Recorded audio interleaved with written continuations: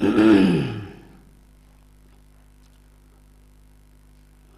हैनं शैव्यः सत्यकामः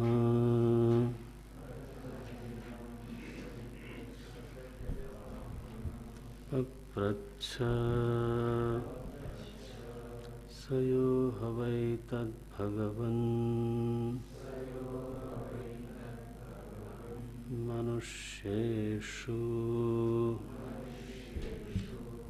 प्रायणान्तमोङ्कारमभिध्यायेत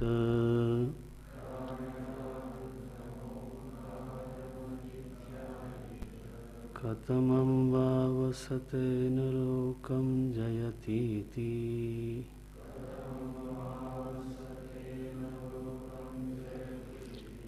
तस्मै स होवाच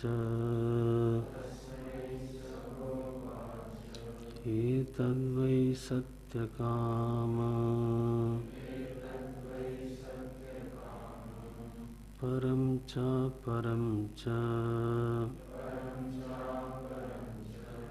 ब्रह्म यदोंकारः तस्मात् विद्वान् एतेनैवायतनेन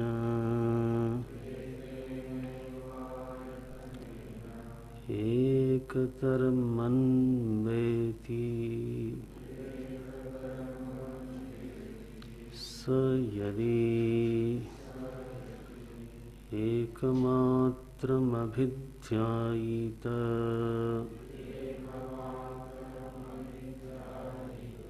स तेनैव संवेदितः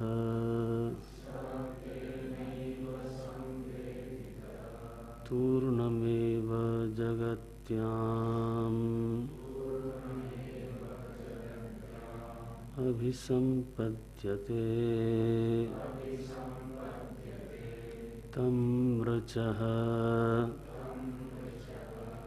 मनुष्यलोकमुपनयन्ते स तत्र तपसा ब्रह्मचर्येण श्रद्धया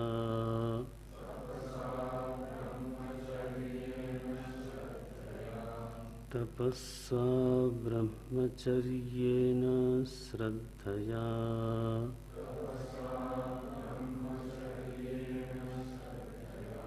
सम्पन्नः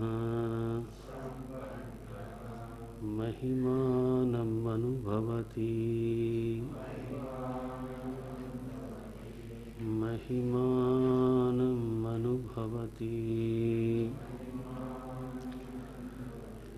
अथ यदि द्विमात्रेण मनसि संपद्यते सोऽन्तरिक्षं यजुर्भिरुन्नीयते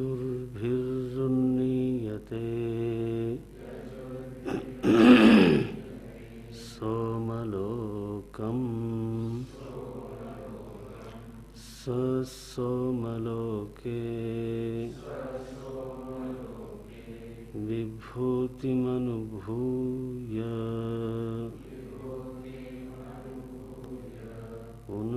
पुनरावर्तते अथ यदि द्विमात्रेण मनसि संपद्यते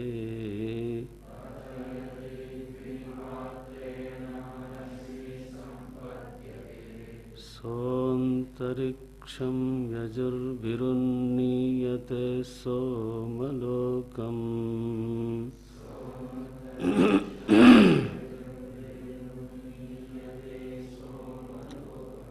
स सोमलोके विभूतिमनुभूय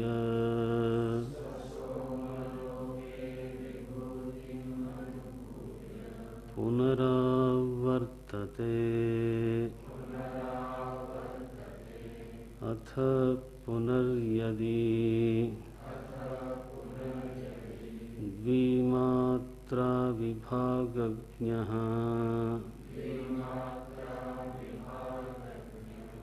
द्विमात्रेण विशिष्टमोङ्कारमभिध्यायेत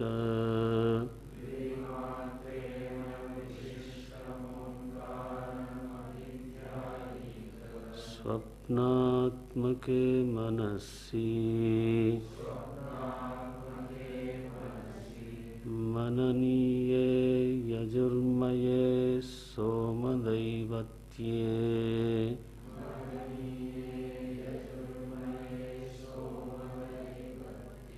संपद्यते एकाग्रतयात्मभावं गच्छति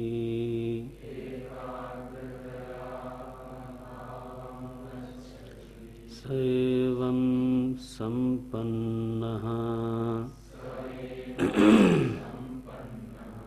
मृतः अंतरिक्षमंतरिक्षाधारम्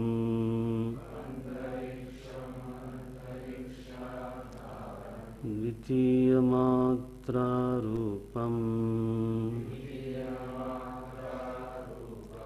द्वितीयमात्रारूपैरेव यजुर्भिः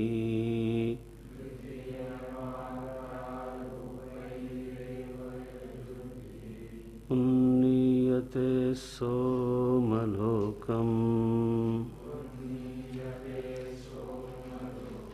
सौम्यं जन्म प्रापयन्ति तं यजुंसीत्यर्थः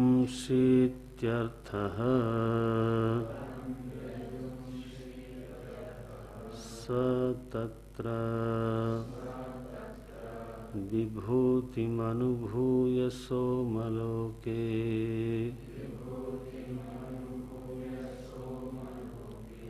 मनुष्यलोकं प्रति पुनरावर्तते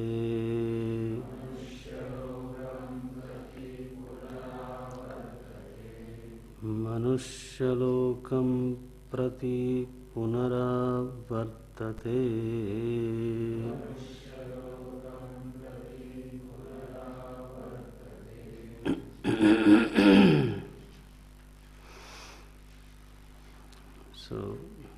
अकार की मात्रा से विराट की उपासना का संकेत किया है श्रुति ने। स्थूल प्रपंचाभिमानी जो चेतन है उसका प्रतीक है अकार, और अकार की प्रधानता से अकार किसका प्रतीक है इसको जानने वाले विद्वान ने जब उपासना की विराट रूप में अपने इष्ट को ध्यान किया, इष्ट का ध्यान किया, तो उसकी जो प्राप्ति बताई है वो है मनुष्यलोकम। वह इस धरती पर, इस पृथ्वी पर मनुष्य लोक को प्राप्त करता है, मनुष्य जीवन को प्राप्त करता है, और मनुष्य हो करके उसके जीवन में 3 साधन सिद्ध होते हैं। संपन्नः शब्द है। इन तीनों साधनों से वह व्यक्ति समृद्ध होता है। साधन है तपसा, ब्रह्मचर्येण, श्रद्धया। श्रुति ने मानव संकेत किया है कि मानवीय जीवन में अगर ये तीनों साधन व्यक्ति धारण करे तो मनुष्य होने की जो महिमा हो सकती है मानवीय जीवन की जो महिमा है और हो सकती है, उसको वह जीव अनुभव करता है। तो महिमानम अनुभवति ऊर्ध्वमुखी जीवन में अपने विहित धर्म का अनुष्ठान करने में जो भी शारीरिक मानसिक प्रतिकूलताओं का सामना होता है, जो भी शारीरिक मानसिक असुविधाओं का सामना होता है, उसको तप बुद्धि से सहन करना, सहन करने की बुद्धि में तत्परता रखना, सहन करने की शरीर में तैयारी करना, ये सब का सब तपस्या शब्द से कहा गया है। तपस्या की तत्परता भी चाहिए, तपस्या की तैयारी भी चाहिए और सहन करना भी चाहिए प्रसंग आने पर। प्रतिकूलताओं को जो सहन नहीं कर पाता अथवा तैयारी नहीं होती अथवा उसके लिए तत्परता नहीं होती,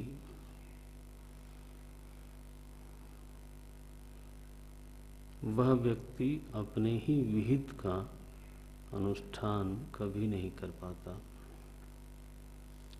तो जो विहित का अनुष्ठान नहीं कर पाता, उसका विकास कभी नहीं होता। तो मनुष्य की महिमा तक पहुँचने के लिए जो पहला साधन बताया गया वो है तपोवृत्ति, तपस्या। दूसरा कहा गया विद्या। ब्रह्मचर्येण, ये शब्द का अभिप्राय, फलित अभिप्राय है विद्या। विद्या ग्रहण करने के लिए ही कोई गुरुकुल में जाता है और विद्या ग्रहण करने की जो विधि है तो उसमें समर्पण है, विनम्रता है, सेवा है, अनुशासन है, वीर्य रक्षण है, आज्ञानुवर्तन है, गुरु शुश्रूषा है। ये जो सभी चीज़ें गुरुकुल निवास में अंतर्भूत होती हैं, एक शब्द कहने से ही इन सभी चीज़ों को स्मरण करना चाहिए। तो सम्यक गुरुकुल निवास का अभिप्राय फिर यही होता है। तो विनय हो, आज्ञानुवर्तन हो, सेवा हो, अनुशासन हो, समर्पण हो, और ये सब के सब बहिरंग उपादान हैं। इन उपादानों का लक्ष्य है विद्या ग्रहण। गुरुकुल में कोई तो और किसी प्रयोजन से नहीं जाता। गुरुकुल में जाने का एक ही प्रयोजन है, वो है विद्या ग्रहण। तो जब विद्या का आदान प्रदान होता है तब उसमें पूरी तरह से समाहित होकर के विद्या को प्राप्त कर लेना चाहिए। सो ब्रह्मचर्येण का अभिप्राय हुआ विद्वान होने से मानव मानवीय महिमा को प्राप्त कर लेता है, इतना अभिप्राय निकलता है। मानव मानवीय महिमा को तब तक प्राप्त नहीं कर पाता जब तक वह विद्वान न हो जाए। तो साधारण व्यक्ति जो विद्या रहित है, कई बार उसका शरीर स्वस्थ होता है, पुष्ट होता है, लेकिन उसकी महिमा क्या है? वो एक श्रमिक है, वो एक मजदूर है। स्वस्थ होने के बावजूद मनुष्य मनुष्य में ही कितना भेद है। एक का हुक्म चलता है, दूसरे को हुक्म मानना पड़ता है। तो वो भेद कहाँ से आया? देह के कारण भेद नहीं आया, विद्या के कारण भेद आया। तो जब तक विद्या न हो मानव जीवन में, तब तक मानवीय महिमा को छू नहीं सकता व्यक्ति। और अगर विद्या हो तो विद्वान सर्वत्र पूज्यते। असल में प्राकृतिक संपदा का स्वामी वही होता है जो विद्वान है। आध्यात्मिक संपदा का भी स्वामी वही होता है जो विद्वान है। तो एटम पहले नहीं था ऐसा थोड़ो है, लेकिन विद्या के द्वारा उसकी शक्ति को देखा गया, निकाला गया। बड़ी बड़ी मशीनें बनी, विद्या के कारण ही बनी। मानव जीवन, अगर मनुष्य सारी सृष्टि में देह दृष्टि से दुर्बल होने पर भी अगर सारी सृष्टि में शासन करता है, तो वो देह बल से नहीं करता, केवल केवल विद्या बल से करता है। तो बटन दबाता है तो विध्वंस की इतनी बड़ी लीला हो सकती है। बटन दबा करके पहाड़ को ब्लास्ट कर सकता है। विद्या के बल पर उसने आकाश में यात्राएं की, वो भी एयर कंडीशन सुविधा के साथ, इतने लोगों को लेकर के इकट्ठे। तो केवल विद्या की ही महिमा है, और किसकी महिमा है? जिस समुद्र को देखने से डर लगता है, उस समुद्र में वो पूरा एक छोटा मोटा शहर लेके चलता है। बताओ, विद्या की ही महिमा है, और किस बात की महिमा है?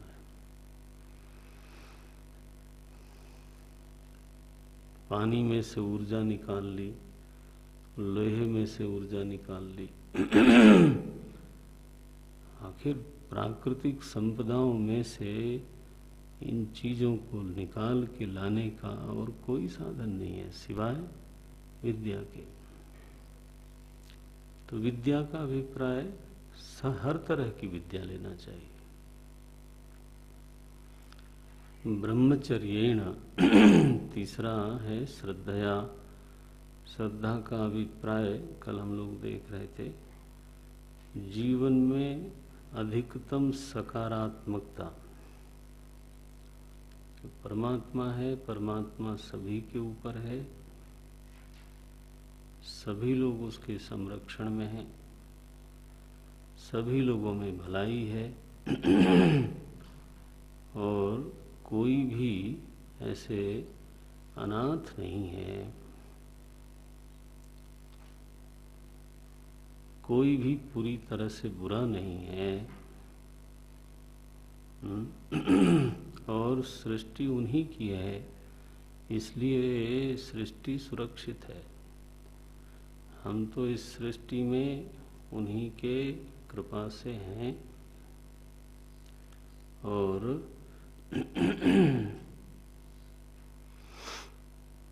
उनकी कोई सेवा हो जाए हमारे से, और जो प्रयोजन लेकर के इस सृष्टि में हमको भेजा गया है, वो प्रयोजन हमारा पूरा होना चाहिए। लेकिन सृष्टि कैसे चलेगी? हैं? यहाँ तो सब विध्वंस ही हो रहा है, यहाँ तो सब लोग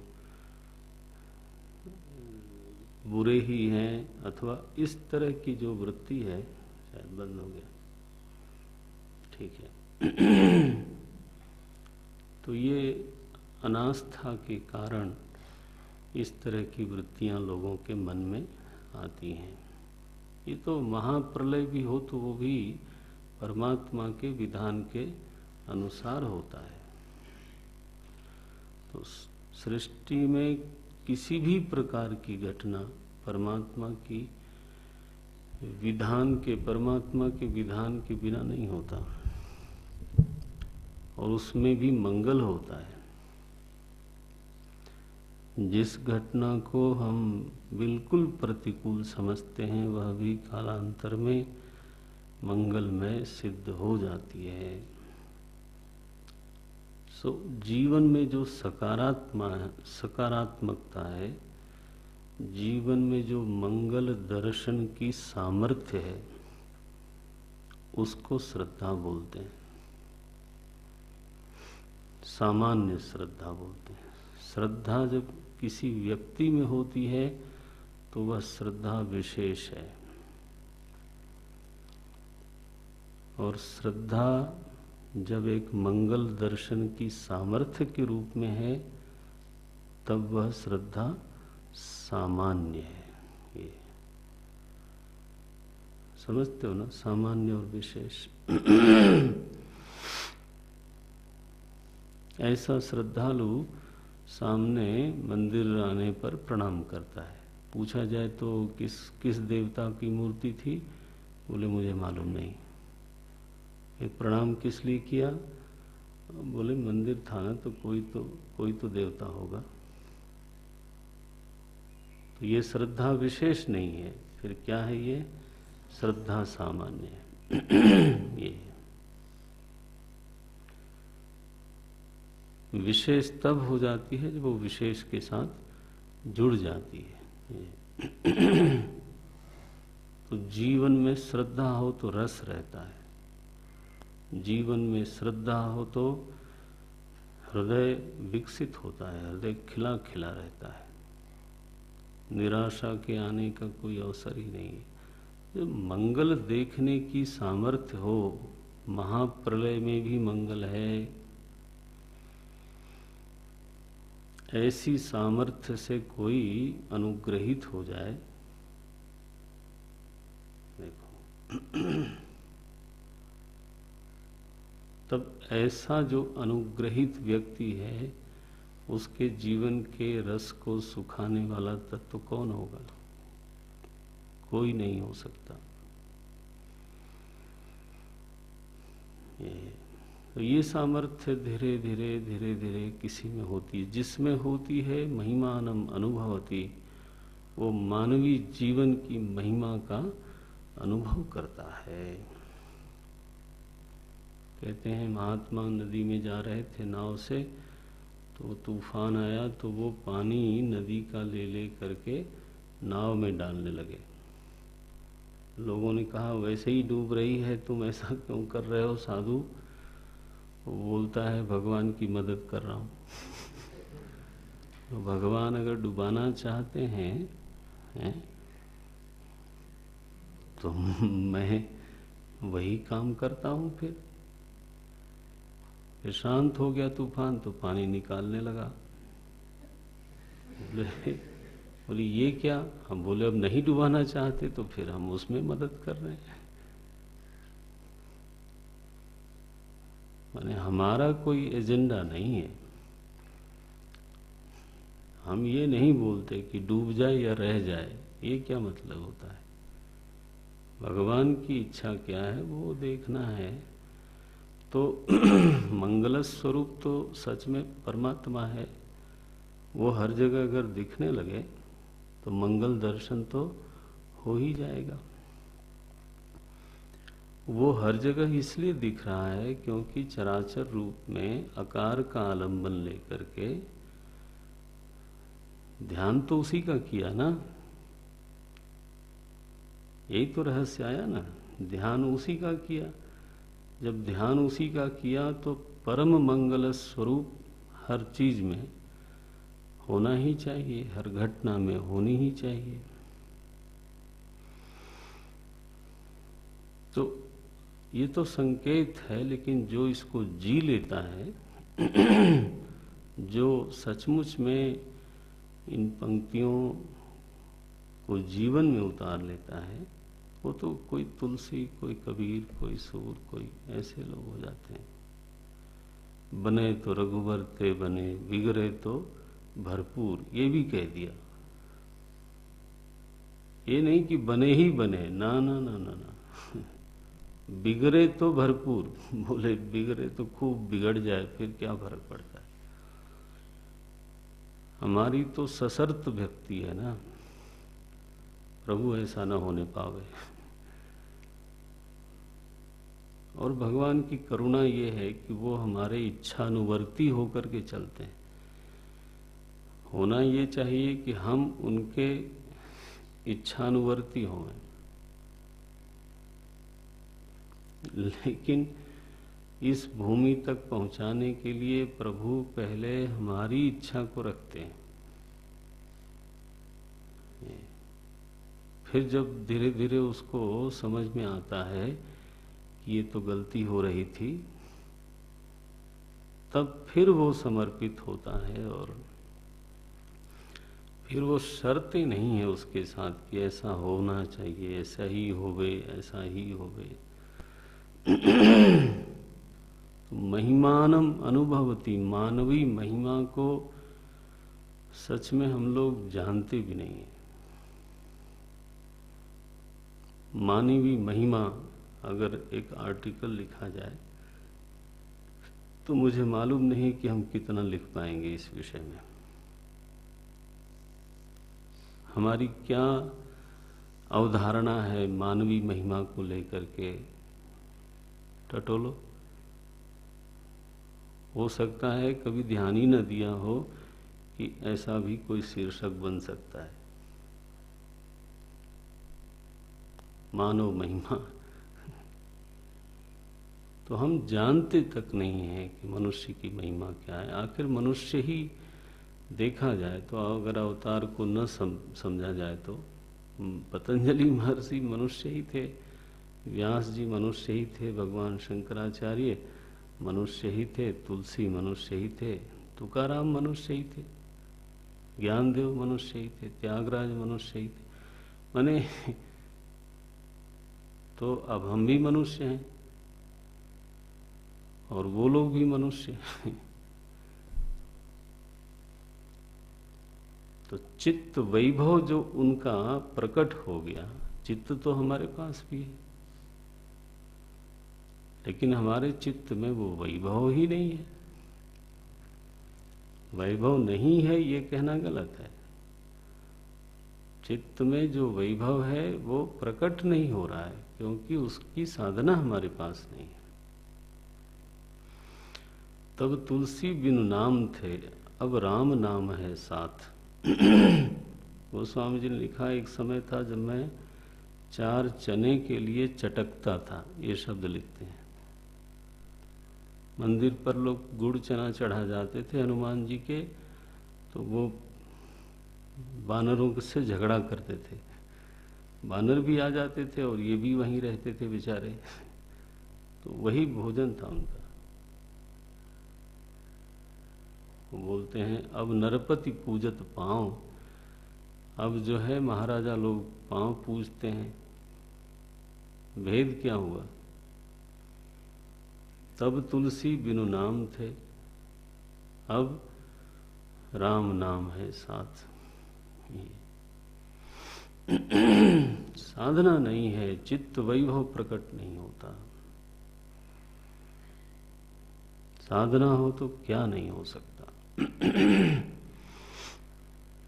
तुलसी तुलसी सब कहे, तुलसी बन की घास। बोले घास जैसा नगण्य था, लोग उस पर चलते थे। हैं? घास का मतलब क्या है? हमारी कोई कीमत नहीं थी, लोग उस पर चलते हैं, रौंद के निकल जाते हैं। लेकिन कृपा भई रघुनाथ की, हो गए तुलसी दास। तो ये तो कोई कथा कहानी नहीं है तो संत हुआ है, उसने अपने बारे में ही ये बात कही है, और मानव समाज एक व्यक्ति के द्वारा कितना उपकृत हुआ है।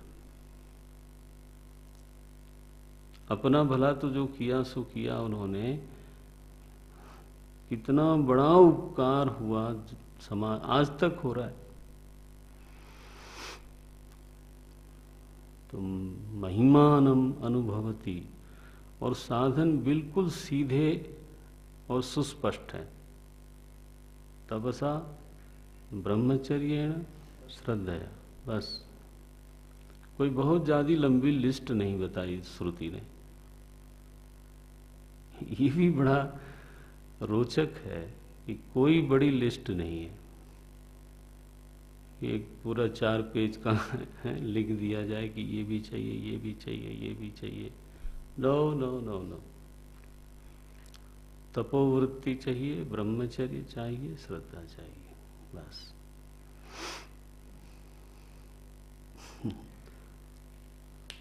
रॉकेट लॉन्चर की तरह उड़ा देगा। ओंकारम अभिध्यायित, स्थूल प्रपंच में परमात्मा को महसूस किया जाए, प्रपंचाभिमानी को महसूस किया जाए, उसका ध्यान किया जाए आकार का आलंबन लेकर के। ये एक एक गहरी गहरी उपासनाएं हैं। अब कहते हैं उकार का आलंबन लेकर के हिरण्यगर्भ का ध्यान किया जाए। तो प्रश्नोपनिषद में कई बार शब्दों को संगति लगाने में, शब्दों की संगति लगाने में थोड़ा सा अधिक श्रम करना पड़ सकता है। वो पहली बार ऐसा होता है, अभ्यास पड़ जाए तो कोई दिक्कत नहीं है, लेकिन उसका भाव इतना ही समझना कि हिरण्यगर्भ की उपासना उकार के आधार पर की जाती है। ये लिखा यहाँ पर, अथ यदि द्विमात्रेण मनसी संपद्यते, यदि शब्द लगाते हैं। हमारे टीकाकार लिखते हैं आनंदगिरी जी महाराज, सबसे निचली पंक्ति है उकारे, मिला, सबसे निचली पंक्ति, उकारे संपत्ति पर्यंतम अभिध्यानम यह करोति इति वाक्यार्थ इत्यर्थः। अत्र केचित यदि इत्यादि यह पुनः इति अत्यंतम इति अंतम स्तुति ही, किंतु उक्त फलायाकारे विश्वाभिन्ने विराट उपासनम उकारे तैजसा भिन्न हिरण्यगर्भोपासनम च विवक्षितम इति आहुः। क्या बोलते हैं? तैजसा भिन्ने, तेजस से अभिन्न जो हिरण्यगर्भ है उसकी उपासना उकार के द्वारा कही जाती है। तन्मते मनः शब्देन, इस मत में मन शब्द का अर्थ क्या है? तन्मते मनः शब्देन तत्परिणाम स्वप्नाभिमानी हिरण्यगर्भ उच्यते। मन शब्द भी आएगा, हम श्रुति में बाद में जाएंगे, पहले इसको देख लें आप। बोलते हैं मनः शब्देन, मन शब्द से मन का ही जो परिणाम है, स्वप्न क्या है? मन का परिणाम है। तो मन का जो परिणाम है स्वप्न, उस स्वप्न के अभिमानी को सूचित किया जा रहा है। अर्थात मन शब्द से तेजस को सूचित किया जा रहा है और समष्टि में हिरण्यगर्भ को सूचित किया जा रहा है। इसका अभिप्राय है कि मन शब्द से मन को सूचित नहीं किया जा रहा है, बल्कि मन शब्द से हिरण्यगर्भ की सूचना है। बोलते हैं हिरण्यगर्भ उच्यते इति वक्तुम स्वप्नात्मकः इत्यादि विशेषणानि इति बोध्यम। दीपिकायां तु मात्राद्वयस्य मिलितस्य उपासनं मनसि संपत्तिश्च मनस एकाग्रतया चिंतनम इति नह व्याख्यातम इति न व्याख्यातम। दीपिका कोई टीका है जिसमें इस तरह से व्याख्या की गई। बहरहाल हम पूर्व अर्थ पर स्थिर होंगे। तो अब श्रुति को देखिए, बोलते हैं अथ यदि, अथ पुनः यदि। अथ शब्द का अर्थ भाष्यकार ने किया पुनः, अथ पुनः यदि, और अब फिर से यदि कोई द्विमात्रेण संपद्यते। द्विमात्रेण का अभिप्राय कहते हैं द्विमात्रा विभागज्ञ। पहले तो दूसरी मात्रा से किसको सूचित किया जा रहा है, दूसरी मात्रा किसका प्रतीक है, इसको कोई जानने वाला होना चाहिए। पहली शर्त उपासना में है ज्ञः। आलंबन किसका प्रतीक है, द्विमात्रा माने उकार, उकार किसका प्रतीक है, इस बात को पहले जानना चाहिए। अब जानने में ये हुआ कि हिरण्यगर्भ का प्रतीक है, तेजस से अभिन्न हिरण्यगर्भ का प्रतीक है। अगर ऐसा हम जानते हैं तो अब हिरण्यगर्भ क्या है, उसका विस्तार कितना है, उसका संबंध क्या है तेजस के साथ, हिरण्यगर्भ का स्वरूप क्या है, इत्यादि इत्यादि इत्यादि। हिरण्यगर्भ के बारे में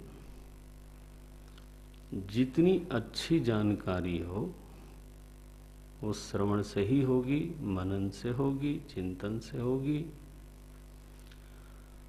तो हिरण्यगर्भ का जो ज्ञान है, हिरण्यगर्भ के बारे में जो जानकारी है, उस जानकारी के कारण ही उस व्यक्ति को कहा जाएगा द्विमात्रा विभागज्ञ।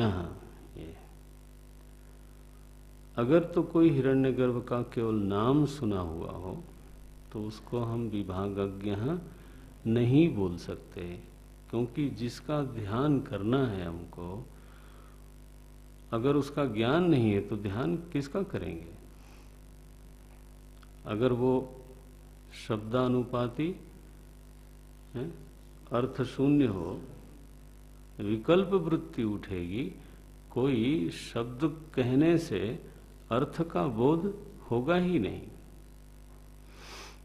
तो कमल शब्द से अगर एक पुष्प विशेष का ध्यान करना हो तो ये तो मालूम होना चाहिए कि वो पुष्प विशेष क्या है, तभी कमल शब्द बोलते ही वो हमारे चित्त में प्रकट हो जाएगा। तो उसका ज्ञान होना चाहिए, हिरण्यगर्भ का ज्ञान होना चाहिए। इस तो पहले भाष्यकार यही बोलते हैं, द्विमात्रा विभागज्ञ। क्या मतलब, द्विमात्रेण विशिष्टम ओंकारम अभिध्यायित। दूसरी मात्रा से विशिष्ट जो प्रणव है उसका ध्यान करता है। वो कौन है, वो विशिष्ट कौन है। भाष्यकार यहाँ 4-5 शब्द देते हैं। पहला शब्द दिया स्वप्नात्मके, इसलिए मैंने कहा कि आरंभ में ये थोड़ा कठिन भी लग सकता है। स्वप्नात्मके, द्विमात्रा विशिष्ट ओंकार कैसा है, बोले स्वप्नात्मक है। उसका अर्थ अभी आपने पढ़ लिया। स्वप्नात्मक माने मन के परिणाम रूप जो स्वप्न है, उस स्वप्न का जो अभिमानी है, ये अर्थात तेजस अथवा हिरण्यगर्भ। तो द्विमात्रा का अर्थ हुआ हिरण्यगर्भ। टीकाकार ने कहा तेजसा भिन्न, तेजस से अभिन्न जो हिरण्यगर्भ है वो स्वप्नात्मके मनसी। अब श्रुति का शब्द है मनसी, मनसी संपद्यते। ये ध्यान करने वाला मन को प्राप्त हो जाता है, मन में समाहित हो जाता है। तो मनसी का अर्थ क्या करें? बोले मनसी का अर्थ है हिरण्यगर्भ। अभी बोला मैंने, मन शब्द से यहाँ सूचित किया गया हिरण्यगर्भ को। तो संपद्यते का अर्थ क्या होगा कि ध्यान करने वाला हिरण्यगर्भ से तादात्म्यापन्न हो जाता है। भेदा भेद संबंध से तादात्म्यापन्न हो जाता है। संपद्यते का अभिप्राय ऐसा है। भेद भी है और अभेद भी है। हिरण्यगर्भ सभी तेजसों का समष्टि है, इसलिए मुझसे भी उसका संबंध है। अंश अंशी संबंध हुआ, भेदा भेद संबंध हुआ। मैं उसी का हिस्सा हूं, उसी का हूं।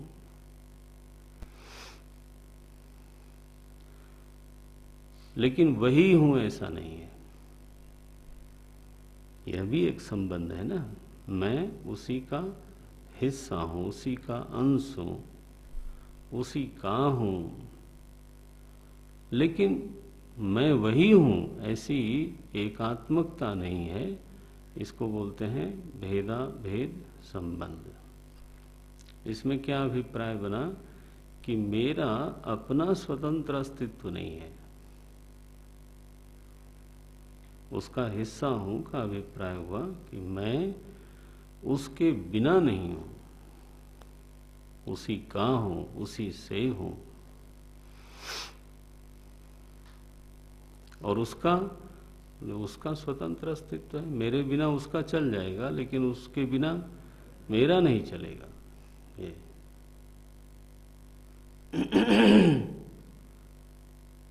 एक अंग का शरीरी के बिना नहीं चल सकता, लेकिन शरीरी का किसी एक अंग के बिना चल सकता है, इस रूप में।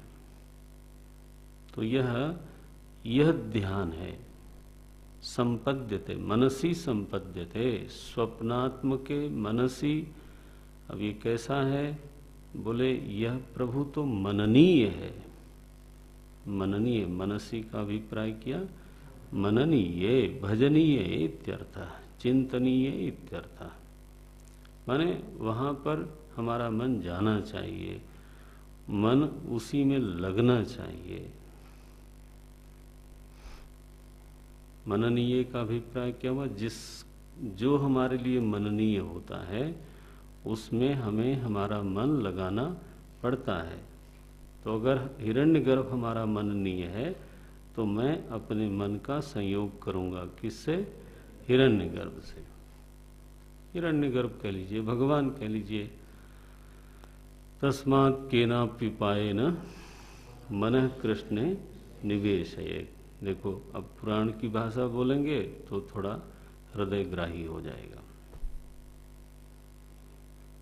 मनः निवेशयेत्, यहां क्या शब्द लिखा?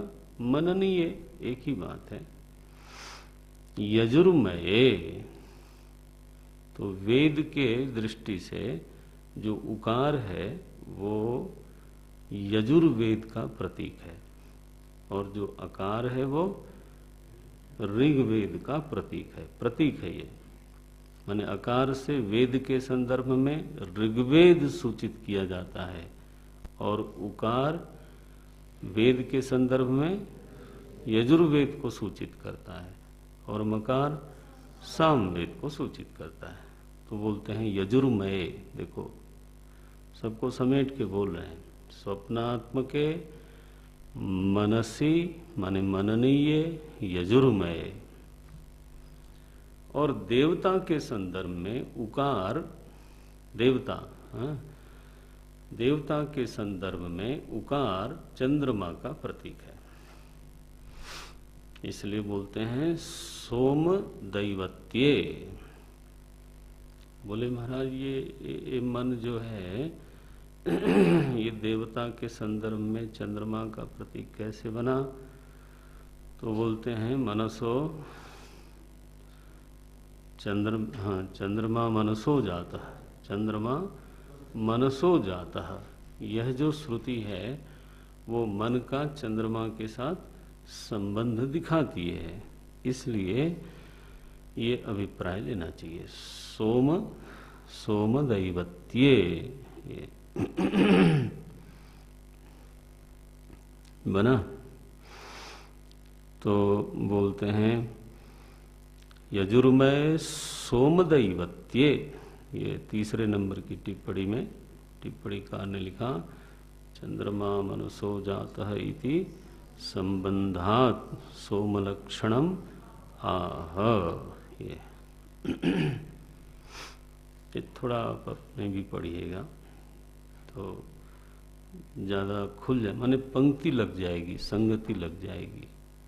वैसे तो अर्थ आपको हमने बता दिया, उकार से हिरण्यगर्भ की उपासना होती है। उसमें पहली शर्त है हिरण्यगर्भ का ज्ञान होना चाहिए और उकार के आलंबन से उस हिरण्यगर्भ का ध्यान करे, और वो ध्यान का जो परिपक्व रूप है वो क्या है? तादात्म्यपन्न हो जाना। किस रूप में? भेदा भेद रूप में, अंश अंशी रूप में। ये भाष्यकार स्वयं लिखेंगे, बोलते हैं सोमदैवत्ये संपद्यते। संपद्यते का अर्थ देखो, बोलते हैं एकाग्रतया आत्मभावम गच्छति। ये इतनी एकाग्रता बने, इतनी एकाग्रता बने कि हिरण्यगर्भ में अपनापन सिद्ध हो जाए। आत्मभावम का अर्थ क्या बोलोगे? अपनापन, आत्मीयता, वो मेरा है, मैं उसका हूं। हाँ, कैवल्य नहीं सिद्ध होगा। तेजस का हिरण्यगर्भ के साथ कभी कैवल्य सिद्ध नहीं होगा। वृक्ष का वन के साथ कभी कैवल्य सिद्ध नहीं होगा, अपनापन सिद्ध होगा, आत्मीयता सिद्ध होगी। वो मेरा है, मैं उसका हूं। तो जो उपासक है वो इस अनुभूति को सिद्ध कर लेता है कि मैं प्रभु का हूं। ये बहुत बड़ी अनुभूति है, कोई ऐसे वैसे का नहीं। मैं सेवक सचराचर रूप स्वामी भगवंत, अस अभिमान जाई नहीं बोरे, मैं सेवक रघुपति पति मोरे। ये अनुभूति है, इसको बोलते हैं आत्मभावम। एकाग्रतया आत्मभावम गच्छति। संपद्यते का अर्थ हुआ भावम गच्छति, इस भाव में प्रवेश कर जाना।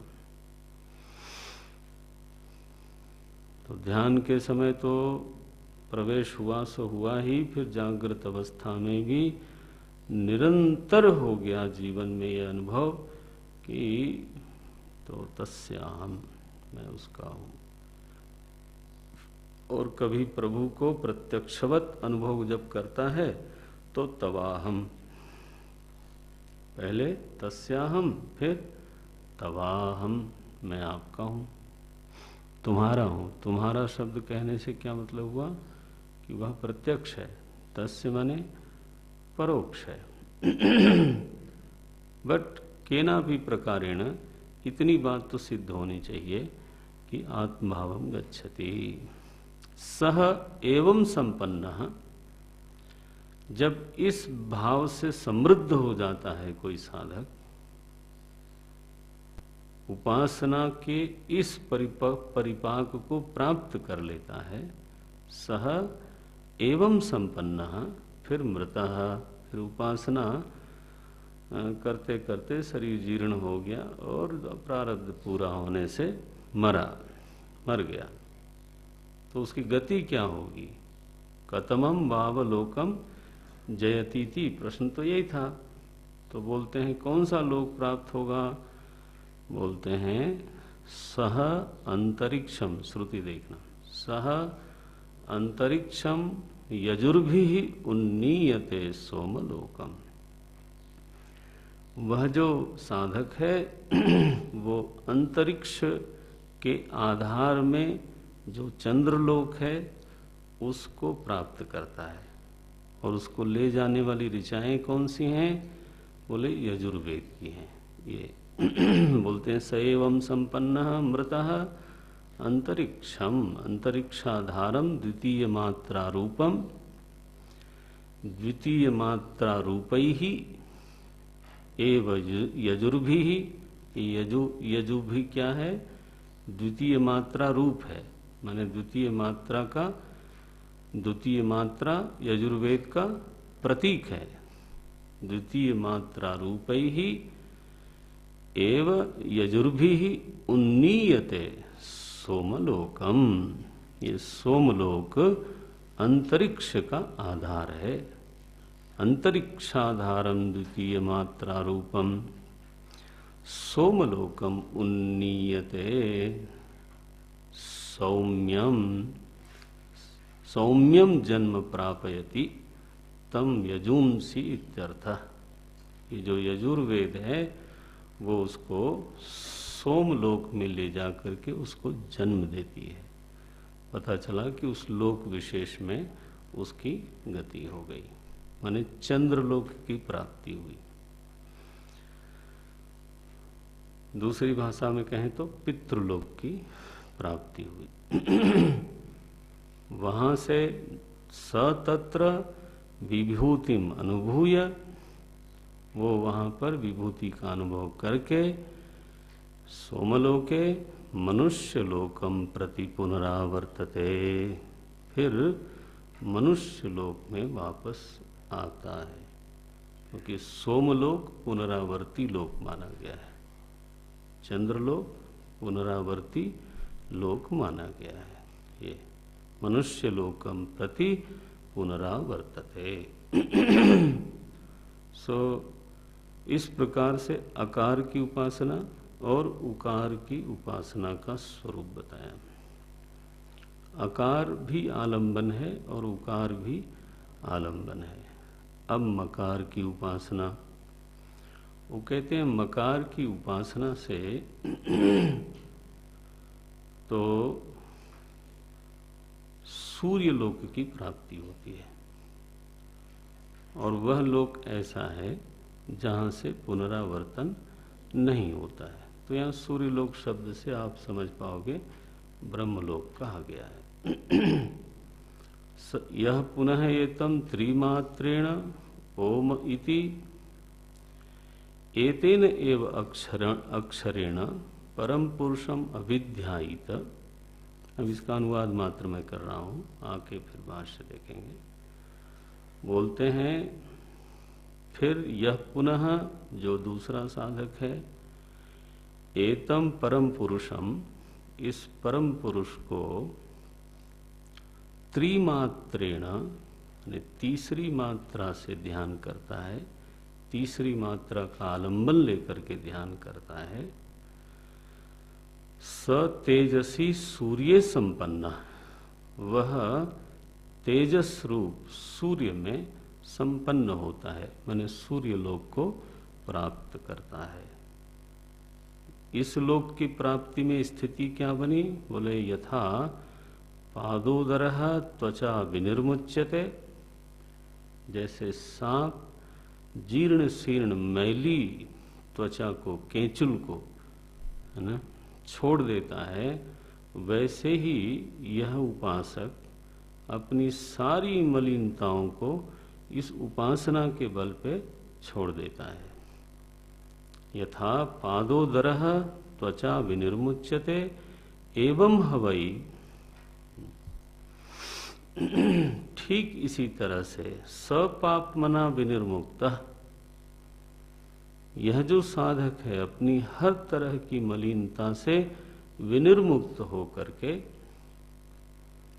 साम भी ही, क्योंकि मकार जो है वो सामवेद का प्रतीक है, तो वह सामवेद की ऋचाओं के द्वारा उन्नीयते, नीयते ले जाया जाता है, ऊपर की ओर ले जाया जाता है। कहाँ? ब्रह्मलोकम। ये ब्रह्मलोक की स्थिति क्या है? अब देखो, ये है हिरण्यगर्भ ईश्वर वाला। कैसे बोलते हैं?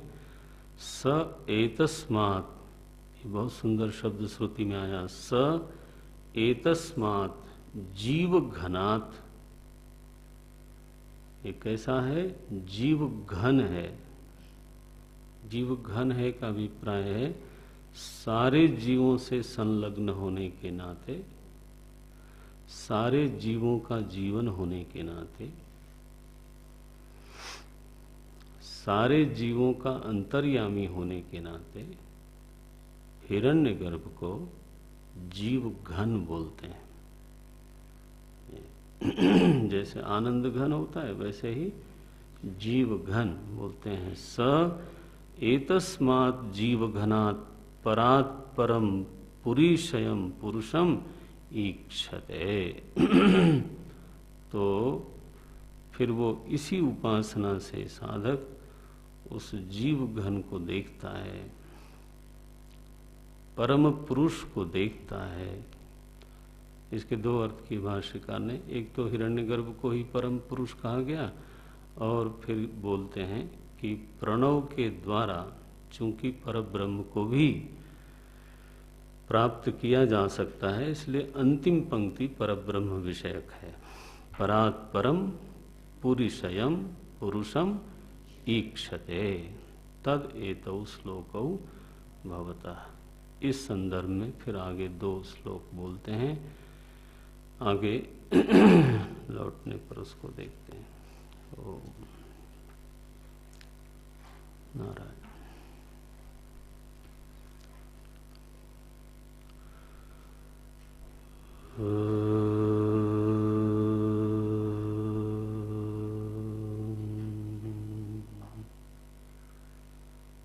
पूर्णमदः पूर्णमिदं पूर्णात् पूर्णमुदच्यते पूर्णस्य पूर्णमादाय पूर्णमेवावशिष्यते।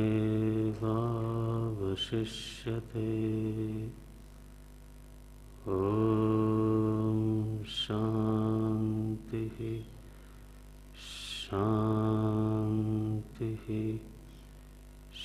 शान्तिः।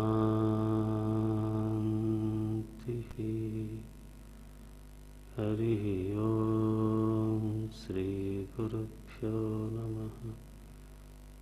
हरिः ॐ।